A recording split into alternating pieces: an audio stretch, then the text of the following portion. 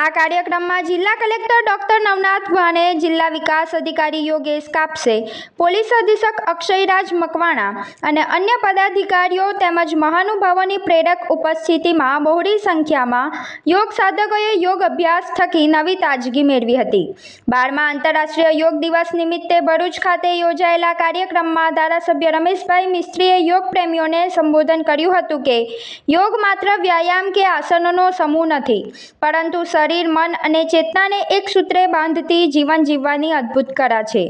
આ વર્ષની ઉજવણી બેવડો આનંદ લાવ્યાનો ઉલ્લેખ કરી તેમણે ઉમેર્યું કે 12મા આંતરરાષ્ટ્રીય યોગ દિવસની સાથે આજે વડાપ્રધાન નરેન્દ્રભાઈ મોદીના નેતૃત્વમાં સેવા અને સુશાસન 12 વર્ષ પણ પૂર્ણ થયા છે.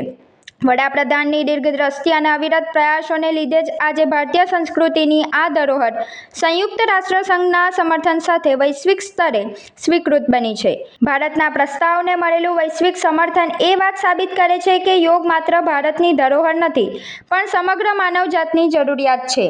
આ વર્ષની થીમ યોગા ફોર હેલ્થ અંગે વાત કરતા ધારાસભ્યએ જણાવ્યું કે આજના આધુનિક યુગની અનિયમિત દિનચર્યા અને માનસિક તણાવ જેવા પડકારોનો સામનો દવાઓથી નહીં, પણ યોગ દ્વારા જીવનશૈલીમાં બદલાવ લાવીને જ કરી શકાય. યોગ આપણને સાચું, સક્રિય અને આનંદમય સ્વાસ્થ્ય પ્રદાન કરે છે. અંતમાં તેમણે ભરૂચ શહેર અને જિલ્લાના પ્રત્યેક ગામ, સોસાયટી અને વિસ્તાર સુધી સામૂહિક યોગનો આ વિચાર પહોંચાડી સ્વસ્થ સમાજના નિર્માણ દ્વારા દેશના વિકાસમાં યોગદાન આપવા નાગરિકોને અપીલ કરી હતી. આ કાર્યક્રમમાં ગુજરાત રાજ્ય યોગ બોર્ડના પ્રશિક્ષકો દ્વારા આયુષ મંત્રાલયના નિર્ધારિત પ્રોટોકોલ મુજબ યોગાભ્યાસ કરાવવામાં આવ્યો હતો. વિવિધ યોગાસન પ્રસ્તુતિ થકી વાતાવરણ યોગમય બન્યું હતું.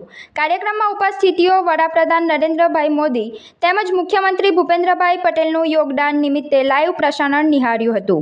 જિલ્લા કક્ષાના કાર્યક્રમમાં જિલ્લા ભાજપ પ્રમુખ પ્રકાશ મોદી, પૂર્વ જિલ્લા પંચાયત કારોબારી ચેરમેન ધર્મેશ મિસ્ત્રી, પ્રાંત અધિકારી મનીષા મનાણી સહિતના અધિકારી, વિવિધ સંસ્થાઓ સાથે જોડાયેલા યોગ સેવકો અને મોટી સંખ્યામાં નગરજનો અને શાળાના બાળકો ઉપસ્થિત રહ્યા હતા. આ વર્ષનો આંતરરાષ્ટ્રીય યોગ દિવસ વિશેષ મહત્વ ધરાવે છે, કારણ કે વિશ્વ 12મો આંતરરાષ્ટ્રીય યોગ દિવસની ઉજવણી કરી રહ્યો છે. સાથે સાથે પ્રધાનમંત્રી શ્રી નરેન્દ્રભાઈ મોદીને પણ સેવા અને સુશાસનના 12 વર્ષ પૂર્ણ થઈ રહ્યા છે. આજનો દિવસ ભારત માટે ગૌરવનો દિવસ છે. વિશ્વમાં કરોડો લોકો આજે યોગના માધ્યમથી ભારતની પ્રાચીન જ્ઞાન પરંપરા સાથે જોડાઈ રહ્યા છે. આ યોગ શિબિરમાં હજારો સંખ્યામાં સેવાભાવી સંસ્થાઓ, વિદ્યાર્થીઓ અને આગેવાનો જોડાયા હતા અને એક બહુ સરસ તરીકે જે ઓનરેબલ પ્રાઇમ મિનિસ્ટર સાહેબનું સપનું છે કે યોગ એક દિવસ માટે નથી તો 365 દિવસ માટે છે. અને આ વર્ષની જે થીમ હતી કે યોગા ફોર હેલ્ધી એજિંગ, એટલે આપણે હવે યોગા જે છે આપણા આગળ વધતું જે ઉંમર છે એને સારું રાખવા માટે યોગા ઉપર આપણે કોન્સન્ટ્રેટ કરવું પડે. એને અવેરનેસ માટે આ યોગ શિબિરનું આયોજન કરવામાં આવ્યું હતું અને બહુ સરસ તરીકે નાગરિકોએ અમને પ્રતિસાદ આપ્યો છે. એટલા માટે હું બધાને અભિનંદન આપું છું અને તંત્ર તરફથી પણ આપને આહવાન કરું છું કે માનનીય વડાપ્રધાનશ્રીનો જે યોગ 365 દિવસનો જે આપણે એક અભિગમ છે એ બધા ઉપાડીને યોગા ફોર હેલ્ધી એજિંગને સાકાર કરીએ.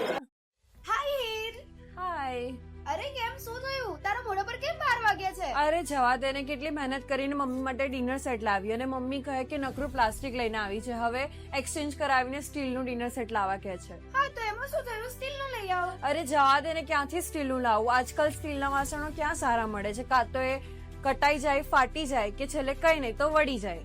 હવે સ્ટીલના વાસણો નહીં ફાટે, વળે કે નહીં કટાય.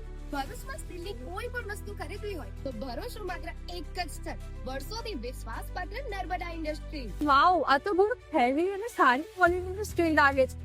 પણ આ બધી વસ્તુઓ પર ડિસ્કાઉન્ટ મળશે ખરું?